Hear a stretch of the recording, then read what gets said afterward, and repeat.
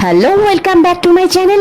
আজকে আমি সরাসরি চলে এসেছি আমার রান্নাঘরে, আর আমি দেখাবো আজকে ইলিশ মাছ, বেগুন, কালো জিরে, কাঁচা লঙ্কা দিয়ে পাতলা করে মাছের ঝোল। তো চলো, ইলিশ মাছগুলোকে আগে নুন হলুদ দিয়ে ভালো করে মেখে নিলাম, কারণ এই মেখে রাখার মধ্যেও কিন্তু শুরু হয়ে গেল আজকের রান্না। যত ভালো করে মেখে রেখে অর্থাৎ ম্যারিনেট করে রাখবো, মাছের স্বাদও তত সুস্বাদু হবে। তো মাছটাকে সুন্দর করে নুন হলুদ আর কাঁচা তেল, অবশ্যই সর্ষের তেল, ভালো মানের সর্ষের তেল দিয়ে আমি মেখে নিয়েছি। এবারে আমি যেটা করব, কড়াইয়ে আগে সর্ষের তেল দিয়ে দিলাম। সর্ষের তেলের পরিমাণটা একটু বেশি দিলাম। এবারে তেল গরম হোক, আগে তেলটা একটু গরম হয়ে নিক। গরম হয়েছে, এবার আমি এখানে কেটে রাখা বেগুন একটু একটু করে ছাড়বো।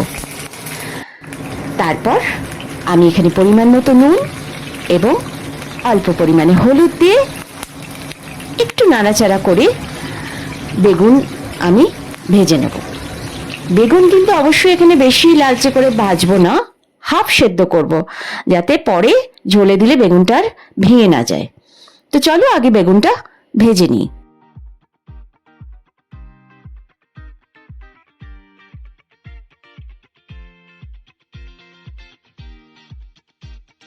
বেগুন ভাজা আমার হয়ে গেছে। ভাজা বেগুনগুলোকে তুলে নিলাম একটা পাত্রে। এবারে আমি কড়াই আবার তেল গরম করলাম। গরম সর্ষের তেলে প্রথমে আমি দিয়ে দেব কালো জিরে। কালো জিরে ছাড়া কিন্তু এই রান্না একেবারেই অসম্পূর্ণ, কারণ কালো জিরের যে ফ্লেভার, কালো জিরে আর কাঁচা লঙ্কা, এটাই কিন্তু ইলিশ মাছের ঝোলকে সমৃদ্ধ করে তোলে। তাই আমি ফোড়নে দিলাম কালো জিরে এবং কাঁচা লঙ্কা, একটুখানি খুন্তি দিয়ে নেড়েও দিলাম যাতে গন্ধটা সুন্দর করে বেরোয়। তো সুন্দর করে আমার ফোড়ন দেওয়ার কাজ হয়ে গেছে। এর মধ্যে আমি দিলাম অল্প পরিমাণে হলুদ, স্বাদ মতো নুন, এবং আমি একটু কাশ্মীরি মির্চ 1 চামচ মতো দিয়ে দিলাম, এবং একটু নাড়াচাড়া করে যাতে পুড়ে না যায়, তার আগেই আমি পরিমাণ মতন জল এর মধ্যে অ্যাড করে দেব, যাতে মশলাটা পুড়ে না যায়। আর কাশ্মীরি মির্চ দিলে রান্না একটা সুন্দর ফ্লেভার এবং একটা কালার দুটোই আসে। তো অল্প পরিমাণে জল দিলাম। এবার আমি এটা একটু ফুটিয়ে নেব, অল্প একটু ফুটিয়ে নেব। হ্যাঁ, আমার ঝোলটা কিন্তু একটু ফুটে গেছে, মশলাটাও আর কাঁচা গন্ধ নেই। এবারে আমি একটা একটা করে মাছ ছেড়ে দেবো। এখানে কিন্তু আমি কাঁচা ইলিশ মাছই রান্না করব, কারণ কাঁচা ইলিশ মাছে যে স্বাদ এবং গন্ধ এনে দেয়, বাঙালির জিভে জল আনা সেই রেসিপি আজকে তোমাদের জন্য কিন্তু আমি দেখাচ্ছি। তাই কাঁচা ইলিশ মাছ আমি এই গ্রেভির মধ্যে দিয়ে দিলাম।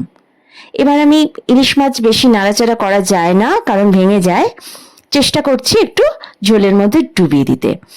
আর যেহেতু তেলের পরিমাণটা বেশ ভালোই রয়েছে, আর কাঁচা লঙ্কাও পরিমাণ মতন দেওয়া হয়েছে, এবার আমি একটু ঢাকা দিয়ে এটাকে ফুটিয়ে, ইলিশ মাছ মোটামুটি 3 থেকে 4 মিনিট আমি ঢাকা দিয়ে ফুটিয়ে নিয়েছি। মাছ অর্ধেক সেদ্ধ হয়ে গেছে। এবারে আমি ভেজে রাখা বেগুনগুলো এর উপরে দিয়ে দিলাম। বেগুনগুলো আমি চেষ্টা করব একটু ঝোলের মধ্যে ডুবিয়ে দেওয়ার, যাতে ভালো করে এই বেগুনের মধ্যেও ঝোলের যে স্বাদ সেটা যাতে ঢুকে যায়। সেইভাবে আমি বেগুনগুলোকে খুন্তি দিয়ে ভেতরে দিয়ে দিলাম। এবারে পরিমাণ মতো আরেকটু জল আমি দিয়ে দিলাম, আর পরিমাণ মতো নুন, কাঁচা লঙ্কা ইচ্ছে হলে আবার উপর দিয়ে দেওয়া যেতে পারে। তো দিয়ে এবার আমি ঢাকা দিয়ে দিলাম। আরও কিছুক্ষণ রান্না করব, অন্তত 4 থেকে 5 মিনিট ঢেকে রেখে আমি রান্না করব। এবারে আমি ঢাকা খুললাম। ঝোল কিন্তু ভালোই ফুটতে শুরু করেছে। বেগুন, ইলিশ মাছ সবটাই মোটামুটি সেদ্ধ হয়ে যাওয়ার পথে, মানে রান্নাটা পুরোপুরি প্রায় হয়ে এসেছে। আর একটুখানি ভালো করে একটু মজে যাবে, তাই জন্য আর একটু। বেগুন দিয়ে ইলিশ মাছের ঝোল আমার রেডি। ঢেলে ফেললাম বড় একটা গামলাতে। সোনালি রঙের ঝোল, তার মধ্যে উঁকি মারছে মায়াবী ইলিশ। না, মায়াবী নয়, এটা সত্যি। গরম ভাতে অসাধারণ। তোমরাও ট্রাই করবে তো।